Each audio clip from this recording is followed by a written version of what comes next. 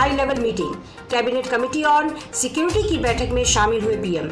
अफगानिस्तान से आने के इच्छुक हिंदुओं सिखों को शरण देने को कहा। वहां फंसे भारतीयों को सुरक्षित निकालने के निर्देश गए।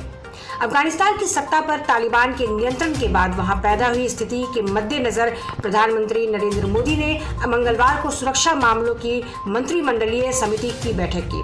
उन्होंने वहां फंसे भारतीयों को सुरक्षित वापस लाने और भारत से मदद की उम्मीद कर रहे अफगान नागरिकों को हर संभव मदद देने के निर्देश अधिकारियों को दिए।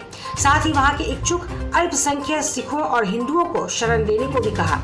यह जानकारी सरकारी सूत्रों अफगानिस्तान पर कब्जे के बाद तालिबान प्रवक्ता ज़बीउल्लाह मुजाहिद मंगलवार को पहली बार दुनिया के सामने आया। मुजाहिद तालिबान की संस्कृति परिषद का प्रमुख भी है। प्रेस कॉन्फ्रेंस में ज़बीउल्लाह ने कहा, हम किसी के प्रति नफरत की भावना नहीं रखते। हमें बाहरी या अंदरूनी दुश्मन नहीं चाहिए। तालिबानी नेता जलालाबाद में स्ट्रैटेजी पर चर्चा कर रहे हैं। दोहा में भी मीटिंग चल रही है। हमें अफगानिस्तान को आज़ाद कराने का गर्व है।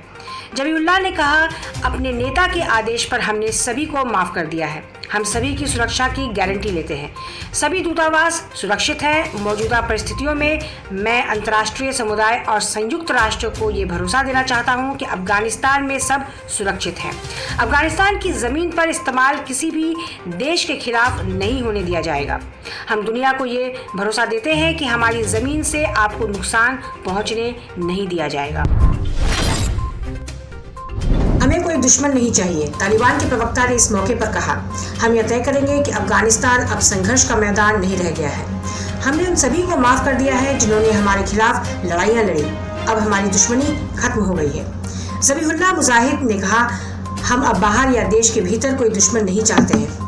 अब हम काबुल में अराजकता देखना नहीं चाहते। उन्होंने कहा, हमारी योजना काबुल के द्वार पर रुकने की थी ताकि संक्रमण की प्रक्रिया सुचारू रूप से संपन्न हो जाए, लेकिन दुर्भाग्य से पिछली सरकार बहुत अक्षम थी। उनके सुरक्षा बल सुरक्षा व्यवस्था बनाए रखने के लिए कुछ खास न कर सके। ऐसे में हमें ही कुछ करना पड़ा। मुजाहिद ने कहा कि काबुल के लोगों की सुरक्षा तय करने के लिए हमें काबुल में दाखिल होना पड़ा।